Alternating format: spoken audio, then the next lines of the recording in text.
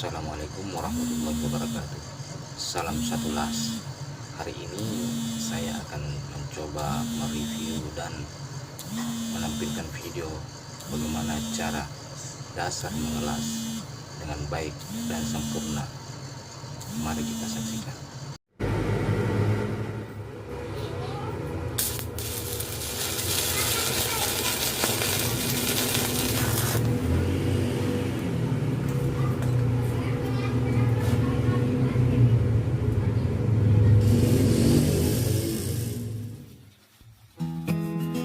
Assalamualaikum warahmatullahi wabarakatuh. Wilujeng Sumping kembali di channel Sederhana HD Karya.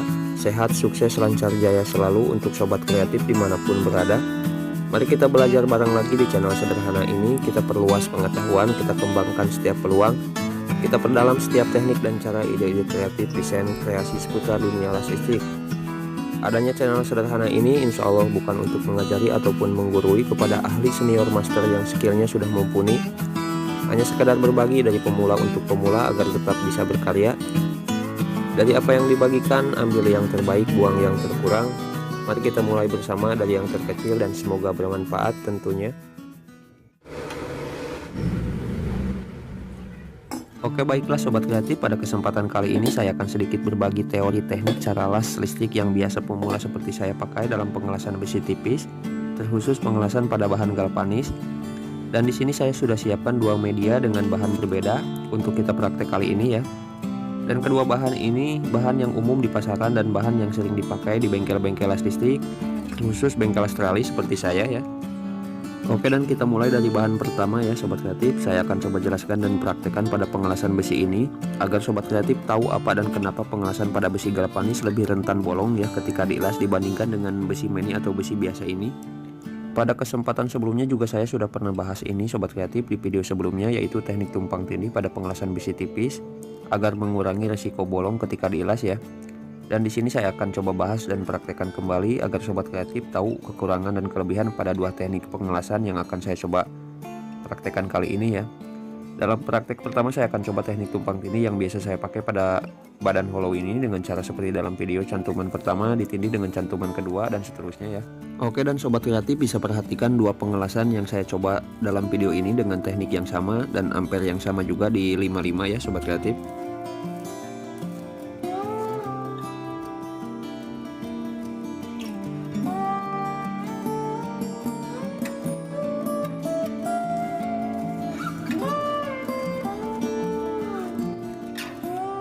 Oke, sampai situ sobat kreatif bisa lihat pada pengelasan pertama tidak terjadi bolong ya, dan pada pengelasan kedua ini terjadi bolong ya. Padahal dengan teknik yang sama dan ampere yang sama juga yang dipakai. Itu kenapa? Karena pada pengelasan yang pertama dan kedua hanya berbeda dari kecepatannya saja ketika ditumpang tindihkan atau naik turunnya elektroda ya. Sobat kreatif bisa putar ulang pada pengelasan pertama, itu mempunyai jeda ketika tumpang tindihnya atau pada saat naik turunnya elektroda ya. Itu yang menyebabkan tidak bolong pada hasil pengelasannya. Jadi ketika cantuman pertama, ketika baraknya masih merah ditahan sedikit, setelah agak meredup baru elektroda dijatuhkan kembali ya sobat kreatif. Nah, untuk yang pengelasan kedua kenapa bisa terjadi bolong? Dikarenakan naik turunnya elektroda tanpa jeda sobat kreatif. Jadi baraknya masih merah langsung ditiban kembali, itu yang menyebabkan penetrasi pertama terganggu dengan penetrasi kedua. Jadi bahasa yang mudah dipahaminya, lelehannya belum membeku sudah kita lelehkan kembali dan terjadilah bolong seperti itu pada pengelasan kedua ya sobat kreatif, bisa dipahami ya. Meskipun teknik dan ampere yang dipakai sama, tapi selisih sedikit dari kecepatannya juga akan tetap bolong juga sobat kreatif. Dan itu bisa kita atasi dengan mengasah perasaan kita pada pengelasan besi tipis ya. Oke, kita lanjutkan kembali sobat kreatif dengan teknik selanjutnya. Di sini saya akan coba pengelasan dengan cara ditarik langsung ya di badan hollownya. Dengan ampere kita pertahankan dulu di 55 seperti yang pertama ya sobat kreatif. Dan hasilnya bolong besar seperti yang bisa sobat kreatif lihat dalam video untuk hasilnya ya. Seperti kertas sobat kreatif, untuk lubang atau bolongnya merambat seperti itu ya. Dan jalur dari hasil pengelasannya terlalu besar ya menurut saya. Oke, apakah teknik seperti ini bisa dipakai dalam pengelasan besi tipis? Tentu bisa sobat kreatif, dan itulah kegunaan kenapa dalam mesin las atau trapo ada settingan ampere dari angka terkecil ya. Dan sepertinya dalam pengelasan besi ketebalan 0,8 ini untuk ampernya kebesaran. Jadi kita bisa turunkan kembali untuk ampernya di bawah 55 ke 40. Di sini saya akan turunkan ke 40 ya.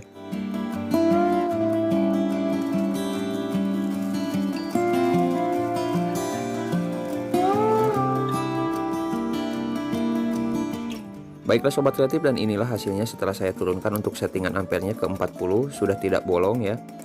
Dan bentuk jalur dari hasil lasannya sedikit mengecil ya sobat kreatif. Oke, dan poinnya dalam teknik kedua ini kita harus mendapatkan ampere yang pas untuk mengurangi agar hasil pengelasannya tidak bolong ya sobat kreatif. Dan untuk perbedaannya dengan teknik pertama adalah kematangan dan kekuatan dari hasil lasannya ya. Oke, dan untuk yang mana yang saya bisa rekomendasikan untuk para pemula sama seperti saya ya, sobat kreatif ada baiknya memakai teknik yang pertama ya, karena kematangan dari hasil lasannya atau hasil penetrasinya cukup dikarenakan ampere yang dipakai besar ya sobat kreatif, dan jalur lebih tebal dibandingkan dengan teknik yang kedua. Tapi tidak ada salahnya sobat kreatif untuk kita pelajari dan kuasai kedua-duanya dari teknik tersebut ya. Untuk teknik kedua sobat kreatif akan rentan patah kembali dikarenakan ampere yang kecil ya, penetrasi yang kurang, hasil lasannya yang mentah, dan jalur yang dihasilkannya tipis. Apalagi dipakai pada pengelasan bahan galvanis yang tipis ya sobat kreatif.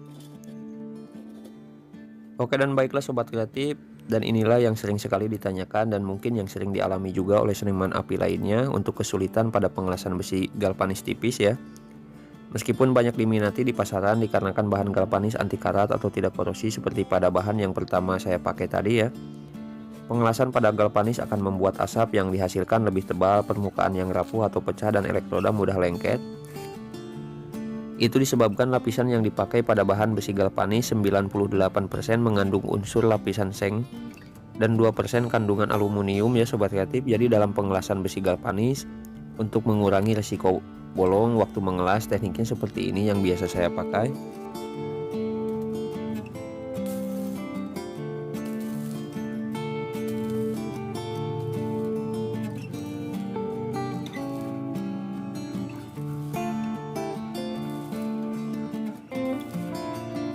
Dalam pengelasan besi galvanis, jika sobat kreatif memakai teknik tumpang tindih seperti yang saya pakai di pertama ya, agar menghasilkan penetrasi pengelasan yang baik pada galvanis, sobat kreatif hanya perlu menahan sedikit jeda ketika elektroda turun dan menahan jeda kembali ketika saat elektroda naik ya sobat kreatif. Itu untuk apa? Itu untuk melelehkan permukaan galvanis yang rapuh. Jadi jangan terlalu cepat mengangkat karena hasilnya tidak akan menempel atau menyatu lelehannya dengan lelehan elektrodanya ya sobat kreatif. Jadi simpelnya dalam pengelasan galvanis ibaratnya ketebalan galvanis 0,8 yang kita elas ya, penetrasi atau tembusan pengelasannya harus minimal 0,4 ya sobat kreatif, baru akan menghasilkan penetrasi dan kekuatan yang cukup ya. Oke, dan untuk mengurangi resiko bolongnya, sobat kreatif hanya perlu menahan jeda ketika naik menunggu bara merah atau lelehannya sedikit meredup ya, baru tiban kembali dan seterusnya. Oke, kita lanjutkan kembali sobat kreatif. Terus apakah teknik dengan cara ditarik langsung berlaku untuk pengelasan pada bahan galvanis seperti pada besi biasa?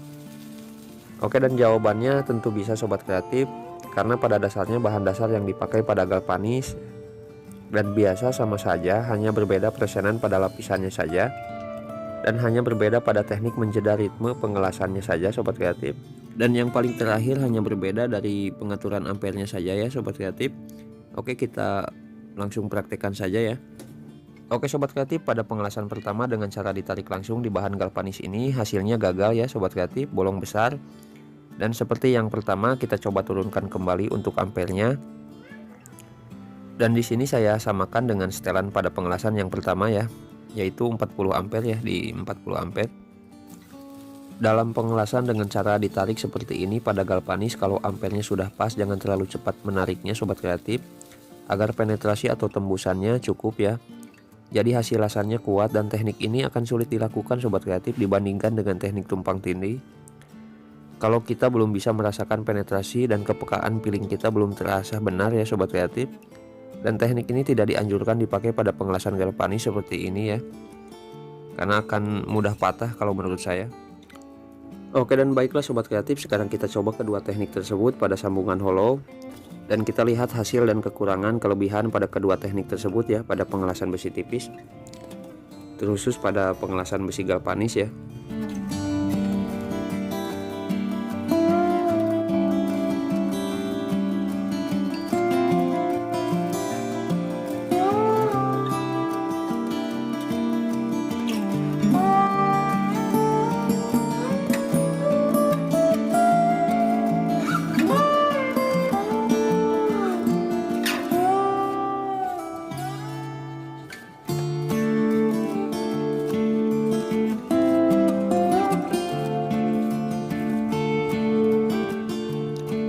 Baiklah sobat kreatif, teknik tumpang tindih pada pengelasan galvanis mempunyai penetrasi yang baik kalau kita bisa menyetabilkan gerakannya ya.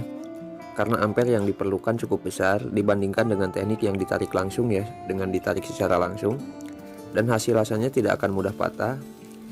Kekurangannya pada teknik ini sedikit lambat ya daripada teknik yang ditarik langsung. Hanya ke potensi bolong cukup rendah sobat kreatif, meskipun di ampere yang sedikit lebih besar ya. Oke, kalau pengelasan dengan cara ditarik langsung akan sangat cepat ya sobat kreatif, lebih rata, hasil tipis dan kecil ya. Untuk kekurangannya penetrasi dangkal karena ampere yang kecil, potensi kebolong cukup tinggi ya sobat kreatif karena kurangnya jeda pembekuan pada penetrasinya atau lelehannya ya. Oke sobat kreatif, jika sobat kreatif mau mencoba mempraktekannya kedua teknik ini di tempatnya atau di rumahnya pada pengelasan yang ditarik langsung ya ibaratnya, sobat kreatif pertahankan jarak renggang ketika menariknya ya. Harus tetap, jangan naik turun atau bergelombang ya sobat kreatif, karena akan dipastikan bolong sobat kreatif kalau kita sedikit lebih renggang ya jaraknya, dan kalau sedikit ke dalam juga akan sama bolong juga ya. Dan kalau mau mempraktekkan teknik tumpang tindihnya, sobat kreatif hanya perlu menyetabilkan gerakan naik turunnya dengan mengikuti bara merahnya saja ya sobat kreatif. Bisa dipahami ya sobat kreatif untuk sejauh ini. Oke, dan baiklah sobat kreatif, mungkin kecilnya yang bisa saya jelaskan dan bagikan pada cara pengelasan besi tipis terkhusus pada galvanis sedikitnya seperti itu ya. Mohon maaf dari banyaknya segala kekurangan, harap bisa dimaklumi karena saya masih manusia yang tak akan lepas dari semua itu. Dan ini hanya sedikit teknik dari pemula, semoga bisa bermanfaat untuk semuanya, untuk saudara-saudara yang tertarik dengan teknik-teknik sederhana pada pengelasan, dan untuk semua adik-adik siswa-siswi yang sebentar lagi akan menghadapi tugas PKL. Kebetulan konten ini saya buat karena adanya permintaan dari salah satu perwakilan siswa teknik yang akan menghadapi tugas PKL ya. Semoga bisa bermanfaat dan gambaran untuk tugas dan prakteknya.